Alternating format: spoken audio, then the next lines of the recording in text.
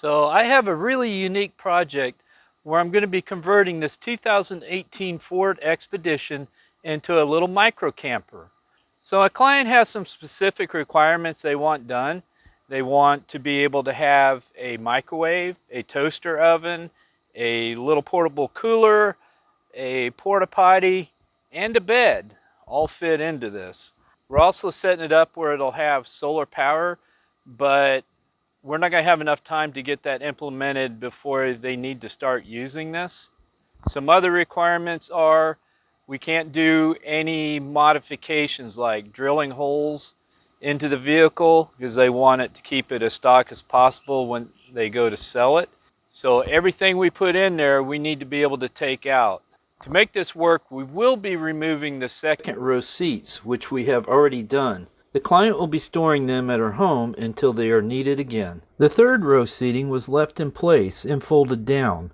It was decided that storing it would be an issue for the client, and we would not gain much by having it removed anyway.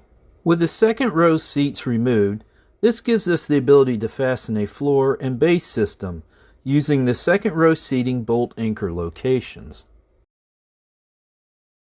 All of the components we will be installing are assembled as modules to make the install and removal later as easy as possible. The base unit is attached to the floor unit. To help get this video out to more viewers, please hit the like button and subscribe if you haven't already. The base module will house a 12-volt, 200 amp hour lithium iron phosphate battery, a 2000 watt sine wave inverter, an AC charger, a 60 amp DC to DC charger, a solar charge controller, low temperature charge protection, and an automatic shore power transfer switch. Most of these components are arranged in a carefully planned module that will fasten inside the base module. All electrical coming into and leaving the module are connected with quick connect plugs to make install and removal as easy as possible. The electrical module is fastened to the floor module before installing the battery.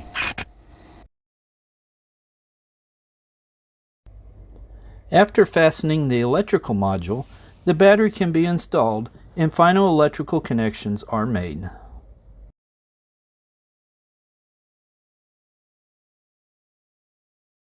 Next, the bed slide module is maneuvered from the rear opening and is attached to the base unit.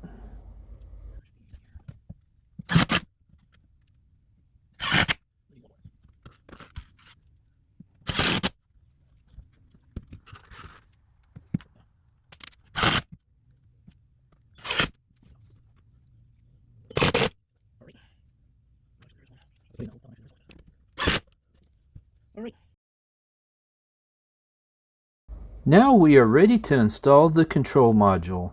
This module includes more electrical, including outlets, switches for lighting, USB ports, a 12-volt power port, and a speed control for a vent fan which will be installed later.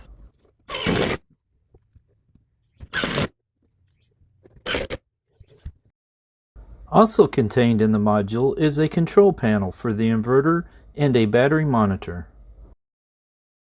This module also includes an overhead shelf that will be used by the client to store a small toaster oven.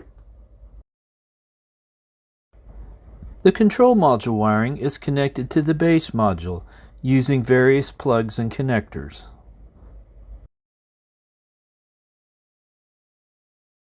A cable is routed to the inverter control panel. This cable plugs in using an RJ45 style connector.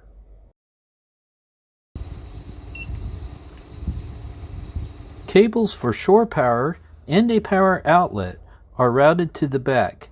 Included with the outlet is more USB and 12-volt power points. Another shelving module is installed. This will provide room for a 12-volt cooler and a microwave. The space underneath the shelf module will allow for storage of longer items such as a camp chair. This space is accessible from the rear of the vehicle. Now we are ready to install the reclining bed unit. The head end will be attached to a track system at the head end of the bed. The rear wall and bed raised track support is installed on the driver's side. This is installed separately from the bed module since it would not clear the opening if it were in one piece.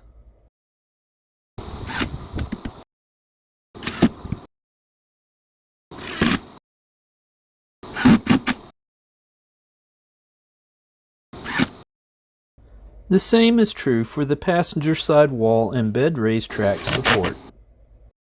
I should point out that we are not using glue when fastening the uprights so that they can be removed at a later date.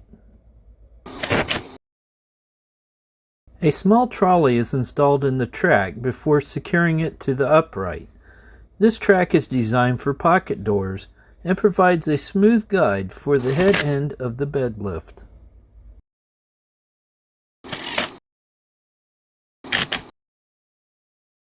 An identical track is installed on the driver's side to complete the guide system for the bed.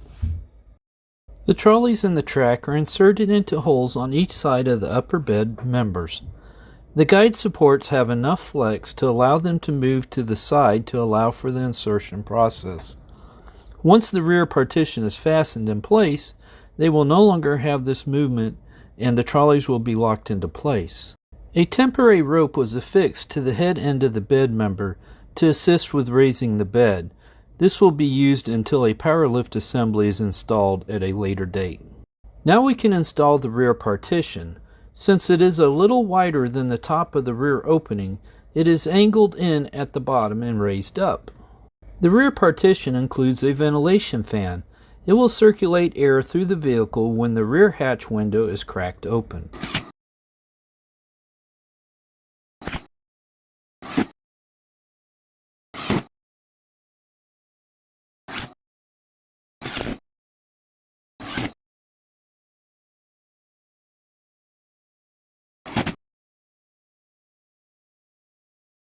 A filler piece is added to the driver's side of the partition to help create a barrier between the rear of the vehicle and the occupant area.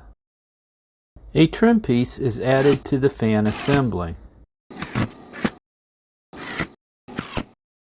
A fan screen is popped in place to help prevent insects from coming into the occupant area when the rear hatch is open. A skirt side panel is added to the passenger side of the fan. Later, a vinyl blackout skirt can be velcroed to prevent light from shining out the rear window. Window air conditioner style of foam seal is tucked in the gaps. Later, this will get replaced with a more permanent seal that will already be attached to the partition wall and side filler pieces. This seal will help the fan to draw more air from the outside when the rear window is cracked open and prevent insects from getting into the occupant area. A window screen will be placed on one or more passenger door windows in the front to allow airflow as well.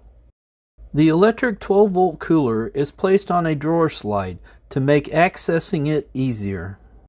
So that is all the time I have for this build. At a later date, I will be adding a power bed lift, a lagoon style table, along with some finishing touches. Perhaps some changes or additions the client wants as well.